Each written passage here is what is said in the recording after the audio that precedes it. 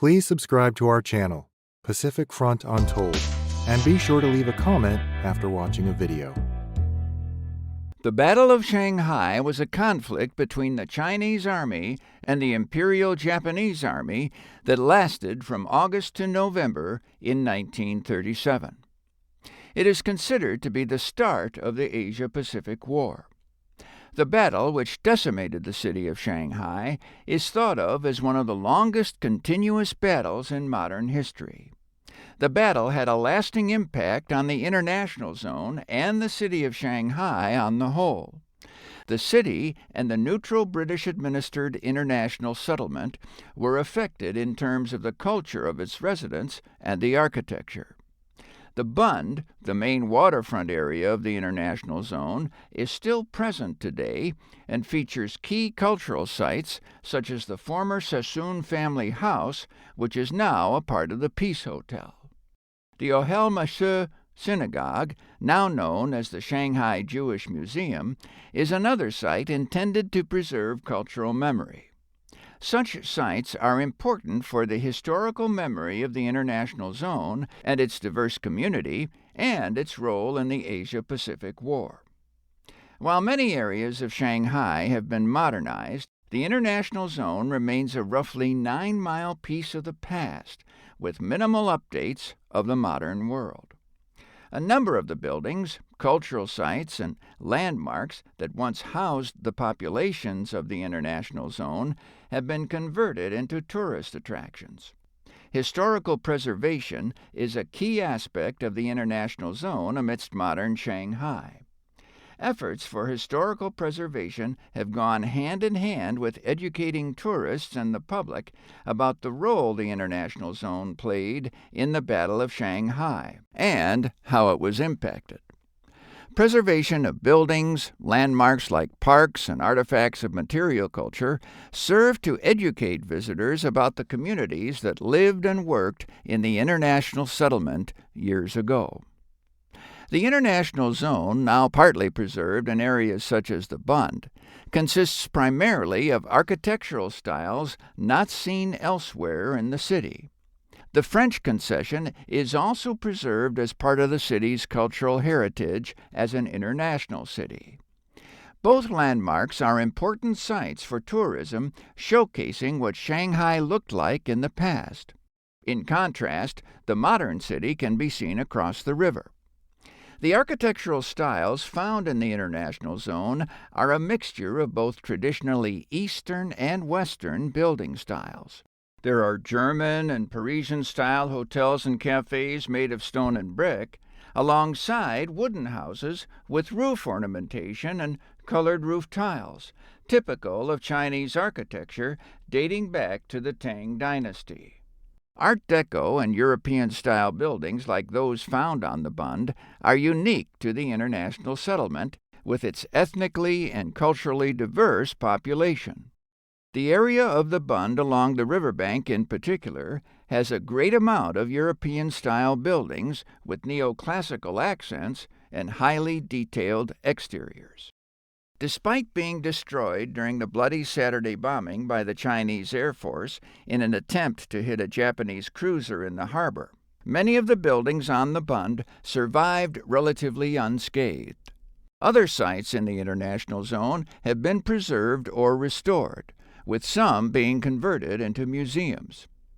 Architecturally, there is a mix of styles found in the international zone corresponding with its mixed population, and efforts have been made to categorize many of the buildings according to art technique, architectural style, time period, and the population that is predicted to exist in and around the building sites. As time goes on and the modern city of Shanghai continues to build, the architecture of the international zone provides a glimpse into the city's past. The international zone did not experience the same destruction that the rest of the city did because it was unpredictably subjected to air or naval warfare and did not experience the trench warfare that occurred on the outskirts of Shanghai. However, it still had several sites affected by the battle. The Bund, a roughly 1.9-kilometer stretch along the river, was particularly subject to destruction. Two of the most notable historic buildings on the Bund that were affected by the Battle of Shanghai were the former Cathay and Palace hotels, which now are combined into a two-building complex to form the modern-day Peace Hotel. The two hotels were damaged during the previously mentioned Bloody Saturday bombing, in which over 700 people were killed or injured. The two hotels were owned by the powerful Sassoon and Kuduri families. These two families, originally both from Iraq, would find themselves in Shanghai, having fled anti-Semitism and persecution in Iraq. During the Opium Wars, the two families would become quite wealthy with sizable spheres of influence, profiting from the opium trade before switching businesses and going into hospitality. In addition to operating their respective hotels, they would continue owning and operating several factories. More recently, the hotels have been transferred to the ownership of the Canadian-owned Fairmont Hotels and Resorts. Both the Sassoon and Kuduri families played a significant role in the development of the Bund and the international settlement on the whole, and their influence can still be seen today when visiting the hotels or exploring other sites on the 1-mile stretch of the Bund. The two foreign families were key to the evolution and making of modern Shanghai, due to owning several factories and their influence in business. In particular, the two families were extremely successful in the shipping and automotive businesses after exiting the opium trade.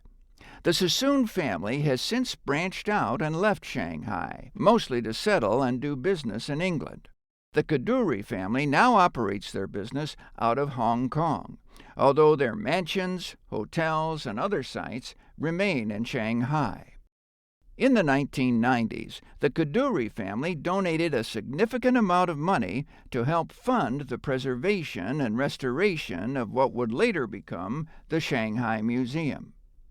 Other key sites that were affected by the conflict are the buildings of the Hongkou-Chi district due to the overcrowding of civilians before the invasion of the international zone by the Imperial Japanese Army.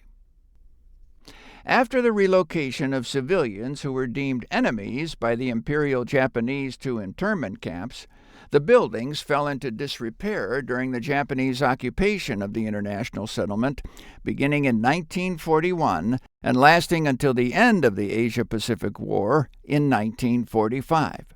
These buildings were recovered by the Chinese government after the war, with many being repaired through the 1990s. Some of the buildings were converted into museums, showcasing what life was like for those living in the Hongkou-Chi district. Many of the once lavish gardens, parks, and racetracks found in the international zone did not survive the war and were later remodeled for new developments. The modern areas of the international zone have been converted for the use of tourists, while others remain. Some have been interiorly remodeled or restored on the exterior to give a better picture of what the original looked like prior to the Asia-Pacific War and the Battle of Shanghai. The Battle of Shanghai had a significant effect on post-war memory and identity among the residents of Shanghai. During the war, anti-Japanese sentiment soared due to the invasion of the Imperial Japanese Army, first beginning in northern Manchuria with the puppet state of Manchukuo. This puppet state would be established following the Mukden incident, a false flag planting that allowed the Imperial Japanese Army to solidify its hold on Manchuria, followed by establishing Manchukuo with the former Qing Emperor Puyi as its official emperor. The Imperial Japanese Army, following the false flag planting and establishment of Manchukuo in the early 1930s, gathered their forces and continued moving south and west, conquering territory as they went. This expansion occurred following the Marco Polo Bridge incident, which was the precursor to the Battle of Shanghai and the Rape of Nanjing. Tensions are still present between China and Japan as a result of the war and the atrocities committed throughout. In terms of the zone's post-war identity, the international zone plays a key role in the idea of Shanghai as an international city. The concept of post-war identity also resonates with the changes in the governing of Shanghai. With the dissolution of British oversight of the international zone after the war, the former international settlement would become incorporated into the broader city of Shanghai with a cohesive Chinese rule. Despite being united with the rest of the city in terms of oversight, the international zone preserves the cultural identities of non-Chinese populations in Shanghai, some of which still live there today, while others have relocated to places such as Hong Kong. This plays a role in both Shanghai's cultural identity and the British cultural identity, as both wrestle with their post-war memories of colonialism in different ways. While much of the international settlement in Shanghai was spared by the Imperial Japanese Army until its takeover in 1941, the international zone was still affected in unique ways by the Battle of Shanghai.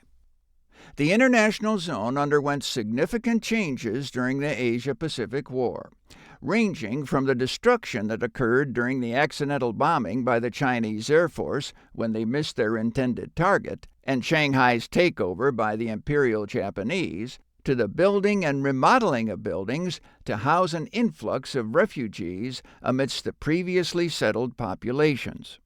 Many of the cultural sites are preserved, thanks to the work of historians, urban and contemporary archaeologists, museum curators, and city officials. This preservation impacts and helps to further modern cultural understanding of the international zone and its presence before and during the war. Additionally, the international zone plays a role in the cultural memory of the Battle of Shanghai and the Asia-Pacific War on the whole, allowing tourists to step back into the 1930s and 40s while having the experience of modern amenities, as well as the contrast of the modern city.